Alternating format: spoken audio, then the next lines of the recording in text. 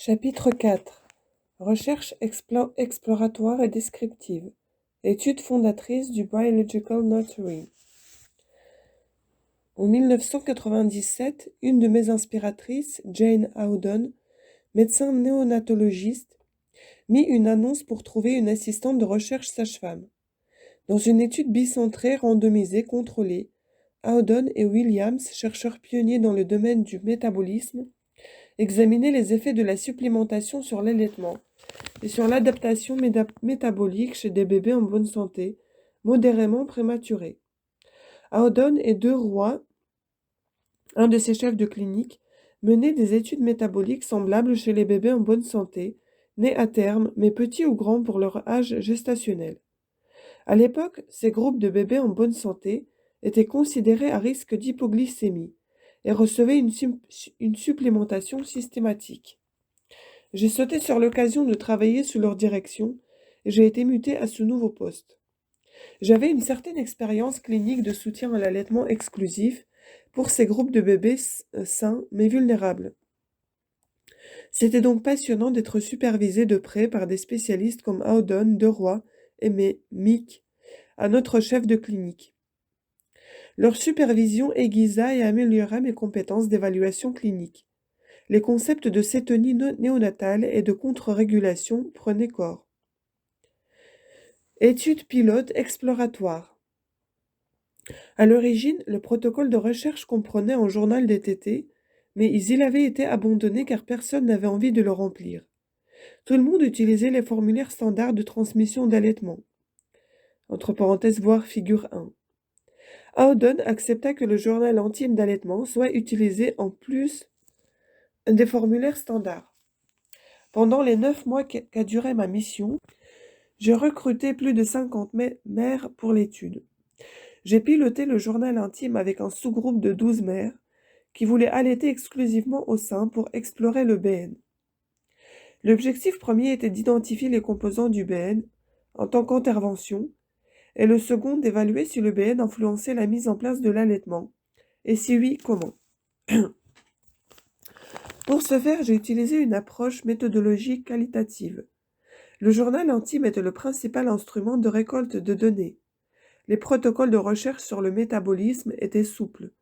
Quand les bébés respiraient sans aide, étaient en bonne santé et n'avaient pas d'infection, je supervisais leurs soins en suite de couches. J'ai étudié 11 bébés prématurés en bonne santé, entre 34 et 36 semaines de gestation, et en bébés en bonne santé mais petits pour son âge gestationnel. Ils furent tous allaités au sein depuis la naissance. Une des trouvailles clés fut que beaucoup de bébés en bonne santé, mais modérément prématurés, pouvaient être allaités exclusivement au sein depuis la naissance. Mes compétences avancées de pratique clinique, reflétant une compréhension sur l'adaptation métabolique, s'avérèrent cruciales pour éviter une supplémentation inutile. Les résultats complets de l'étude pilote réalisée dans le cadre d'une maîtrise sont publiés ailleurs. Cependant, l'analyse de certains résultats temporels ou de comportements spontanés maternels peut aider à clarifier les concepts du BN. Résultats temporels. Le BN mesure les variables temporelles de deux sortes de comportements. Le temps des câlins mère-bébé dans des positions où le bébé avait un accès libre au sein, et autant de peau à peau que la mère le souhaitait. Le temps de tétée active défini par la succion assortie de signes de déglutition visibles, audibles ou spécifiques de l'âge du bébé. L'information extraite des journaux intimes a permis de faire des statistiques simples avec ces variables définies par Quant. La fréquence et la durée des câlins, la fréquence et la durée des tétées actives et la durée des intervalles. Par exemple, pour 3 des mères qui ont pratiqué le BN spontanément après l'accouchement, le temps de câlin moyen était d'1 heure, ce qui correspond au résultat publié sur le contact peau à peau. Cependant, notons que les mères et les bébés étaient légèrement vêtus. À l'époque de cette étude, il n'était pas encore normal pour toutes les mères d'avoir un contact peau à peau tout de suite après la naissance. Première 24 heures. L'une des premières variables que j'ai étudiées fut le nombre d'épisodes de BN survenus dans les premières 24 heures.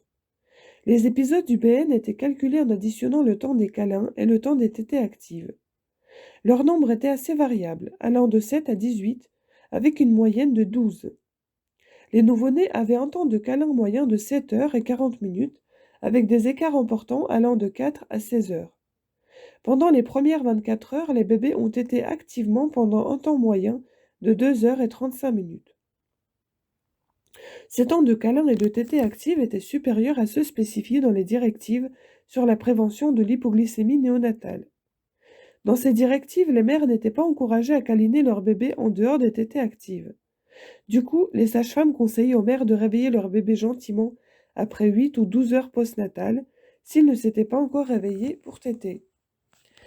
Souvent, les mères demandaient combien de temps elles devaient câliner et laisser téter leur bébé. Avec un écart type important, correspondant à des besoins personnels, il était difficile de donner des réponses précises. C'est la raison pour laquelle il n'y a pas d'indication uniforme de temps dans le mode d'emploi du BN.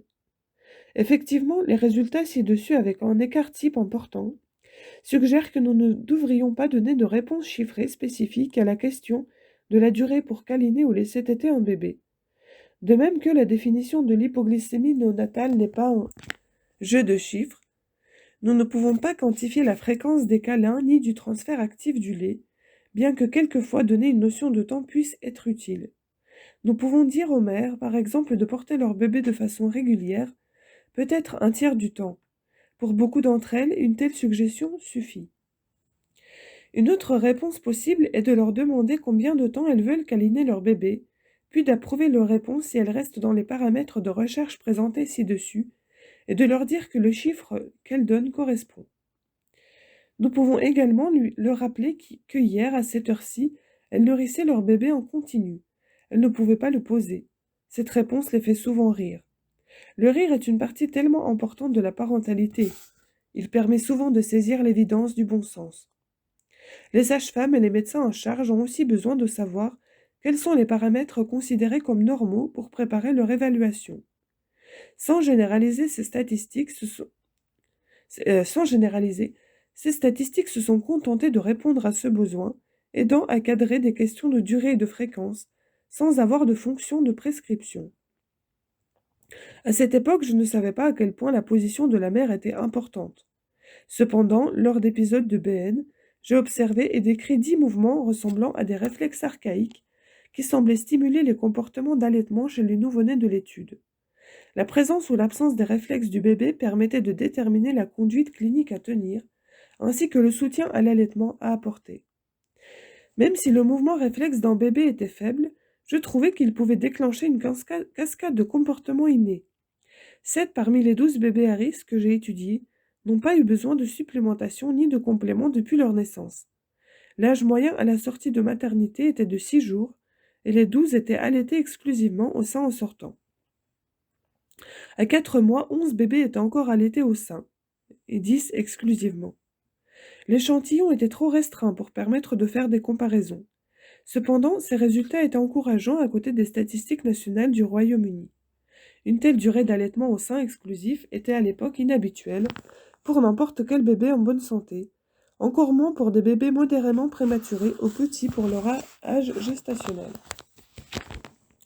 Bien que le journal intime ait été particulièrement utile pour les mères d'un premier bébé, pour d'autres c'était un peu une corvée, et elles l'ont rempli seulement parce qu'il faisait partie du protocole de recherche. En même temps, j'avais de plus en plus conscience du rôle des réflexes. Du coup, j'attribuais ces taux élevés d'allaitement exclusif au déclenchement systématique des réflexes du bébé en position BN, et non au journal. L'augmentation de la durée de l'allaitement dans ce petit nombre étudié de diade mère-bébé justifiait la poursuite des recherches sur le BN.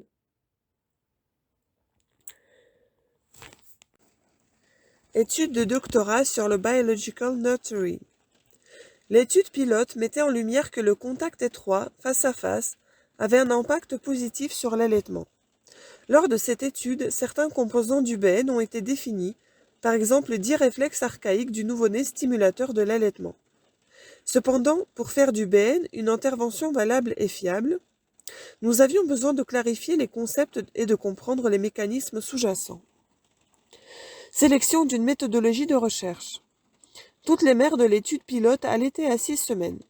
Il était donc tentant de faire une étude randomisée contrôlée, en faisant l'hypothèse que le BN déclenche des réflexes archaïques du nouveau-né et augmente la durée de l'allaitement. Une ERS m'aurait permis de comparer deux groupes. BN comme groupe expérimental et en groupe de contrôle à qui on aurait appris les techniques traditionnelles de l'allaitement. Néanmoins, une hypothèse implique que la théorie qui soutient l'intervention soit bien développée et que les éléments soient complètement identifiés et définis sur le plan opérationnel. À la suite de l'étude pilote, aucun de ces critères n'était vraiment rempli. Comme nous l'avons vu au chapitre précédent, le concept du BN était résolument abstrait.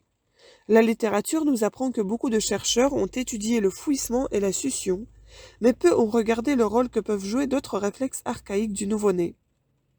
Néanmoins, marcher et ramper, de même que les mouvements de langue, de main à la bouche et des doigts, ont été associés à l'allaitement dans quelques études sur le contact peau à peau. Celle-ci avait pour objectif de montrer la compétence du bébé. Aujourd'hui encore, dans les études sur le peau à peau, la plupart des chercheurs examinent les compétences du bébé, pas celles de la mère. Les protocoles de recherche sont construits à partir de la représentation de Günther, 1955, pour qui, chez les mammifères, la mère doit rester inerte. Les chercheurs donnent aux mères étudiées des consignes spécifiques de laisser faire le bébé tout seul.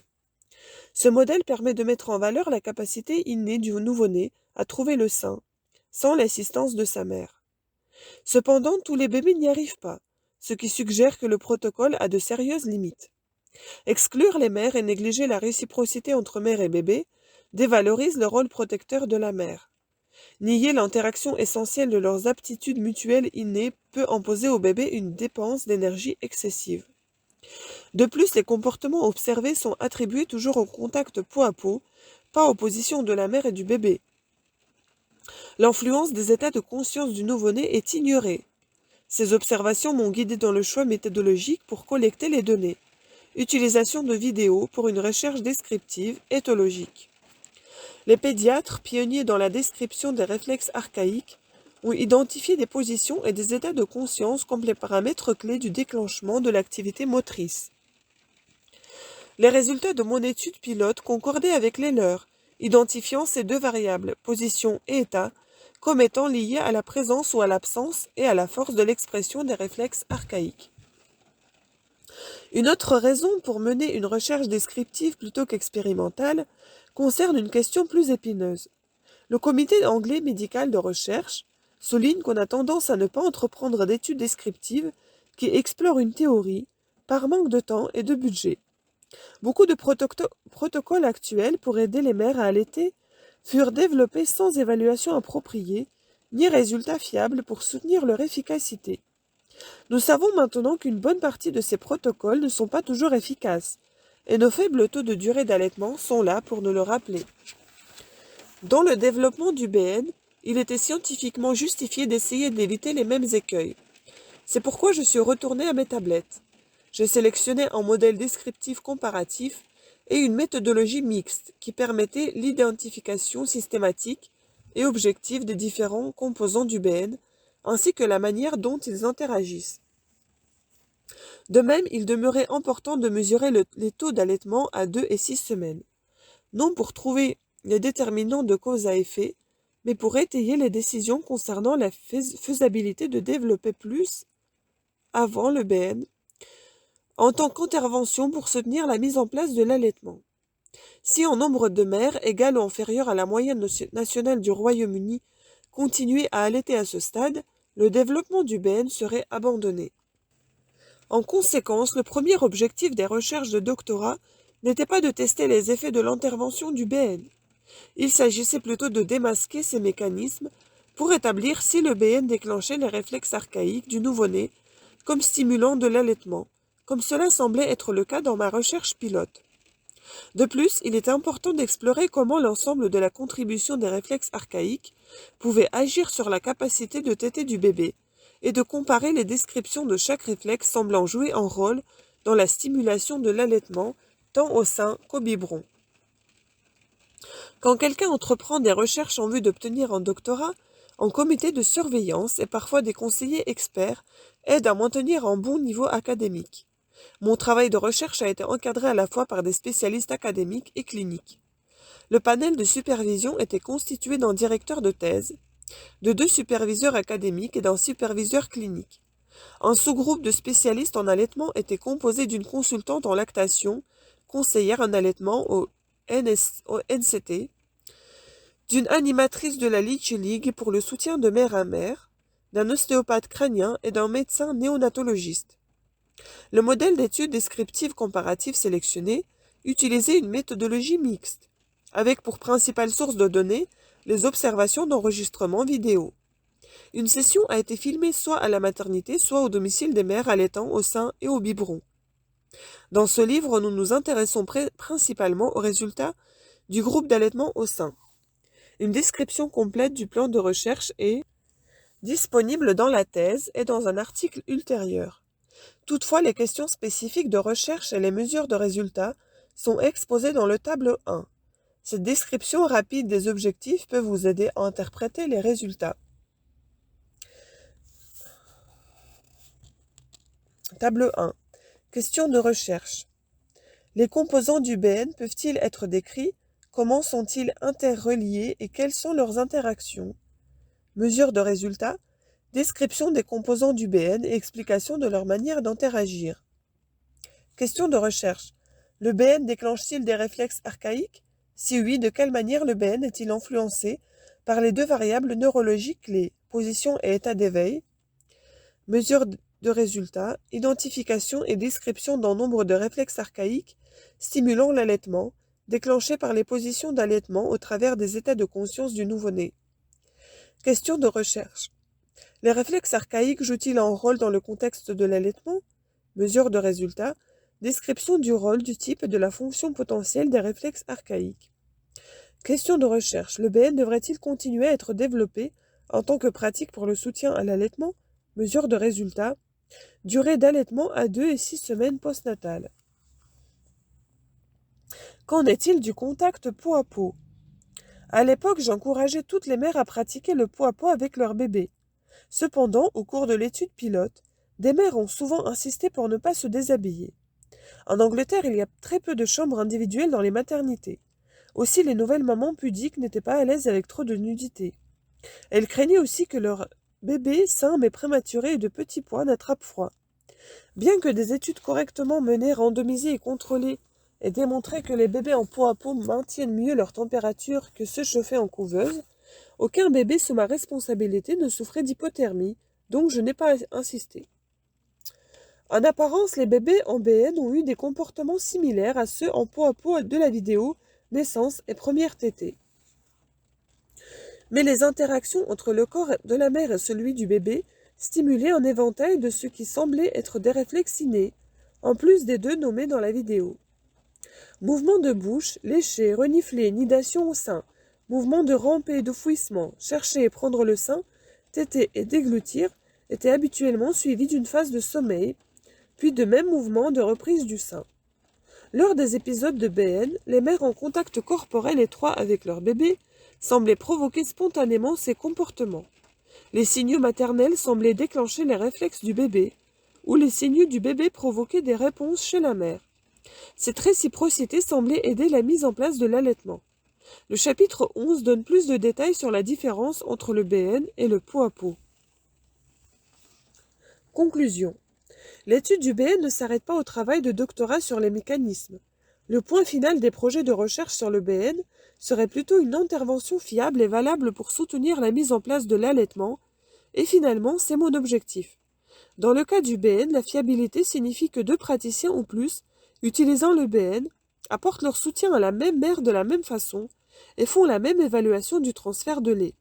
La validité signifie que l'intervention permet aux mères d'allaiter exclusivement si elles le souhaitent, prenant en compte le fait que les mères changent souvent d'avis. Par exemple, pendant la grossesse, une mère peut envisager un allaitement mixte. Une fois que le bébé est dans ses bras et que l'allaitement marche bien, elle peut décider de l'allaiter exclusivement. Cette variété incroyable de possibilités rend difficile le développement et l'évaluation d'une intervention efficace pour soutenir l'allaitement. En réalité, le développement de n'importe quelle intervention en matière de santé est complexe. C'est pourquoi le Comité anglais médical de recherche produit des directives spécifiques dans ce domaine. Le comité définit une intervention comme étant complexe lorsque différentes parties ou éléments interconnectés interagissent et sont en relation les uns avec les autres pour produire l'effet désiré. La difficulté est d'arriver à identifier les ingrédients actifs ou ceux qui sont essentiels pour parvenir au résultat attendu. L'étude de doctorat a fortement contribué à la réalisation de cet objectif.